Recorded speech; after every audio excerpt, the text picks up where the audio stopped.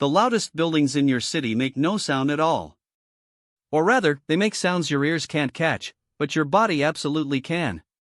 Across neighborhoods near AI data centers, residents are reporting headaches, nausea, sleep disruption, and a persistent low-grade sense of dread.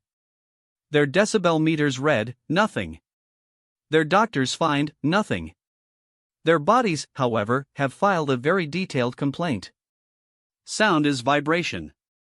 Human ears are tuned to frequencies between 20 and 20,000 Hz, the acoustic equivalent of a narrowband radio that only picks up one channel.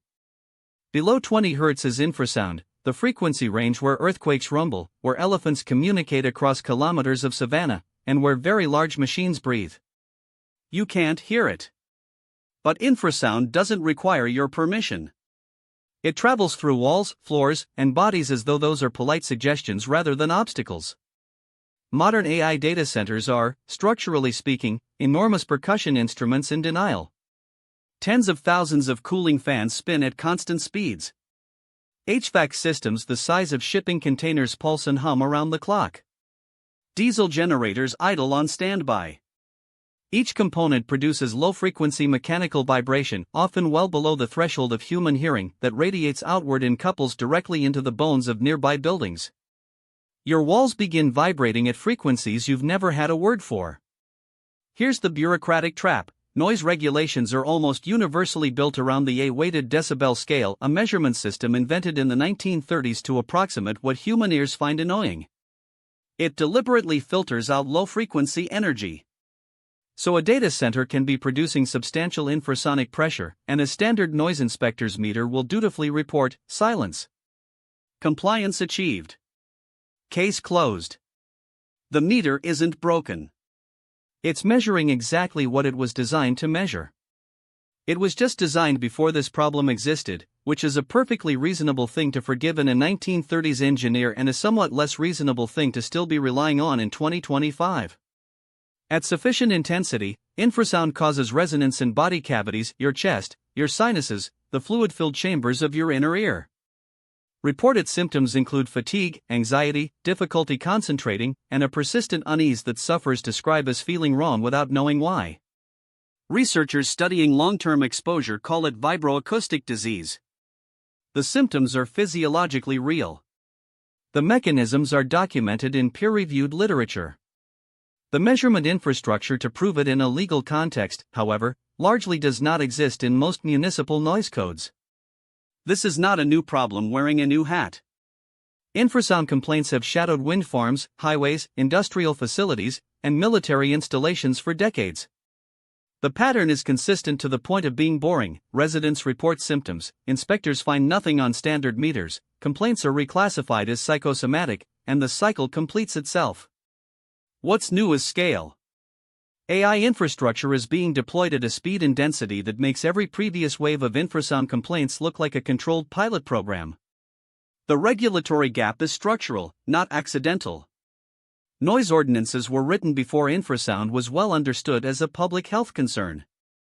Updating them requires political will, new technical standards, and someone to fund calibrated low-frequency measurement equipment.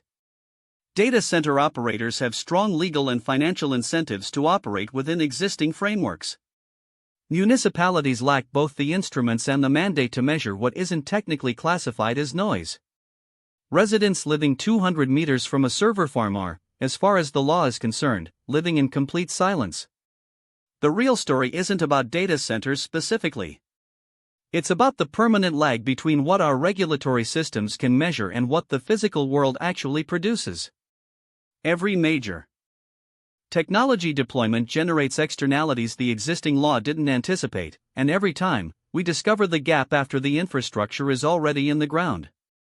Infrasound from AI computing is the current iteration of a much older failure mode. We built the rules around the instruments, then forgot the instruments were always incomplete. The pressure waves are real. They're in the walls right now. We've simply not yet agreed they count, which is, historically, the step that comes just before deciding that they do. Strip away the complaints and the compliance reports, and three things remain: the infrasound is real, the regulatory blind spot is structural, and infrastructure is being poured into that gap faster than any rule update can follow. This isn't a story about malicious actors. It's the same pattern that's appeared in every major technology deployment in living memory: deploy first, measure later, revise the rules only when the political cost of delay exceeds the cost of change. The instruments were always incomplete. We keep forgetting that until something starts vibrating that we don't have a word for yet. What strikes us isn't the infrasound, it's the phrase technically compliant. We've heard it in other industries, about other invisible things: particulates, microplastics, recommendation algorithms. Compliant with rules that hadn't caught up yet.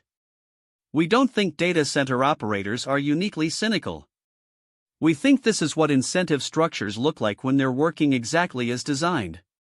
What we can't shake is the question underneath: if we keep writing rules around what we already know how to measure, are we engineering a permanent blind spot that just moves forward in time with whatever gets deployed next?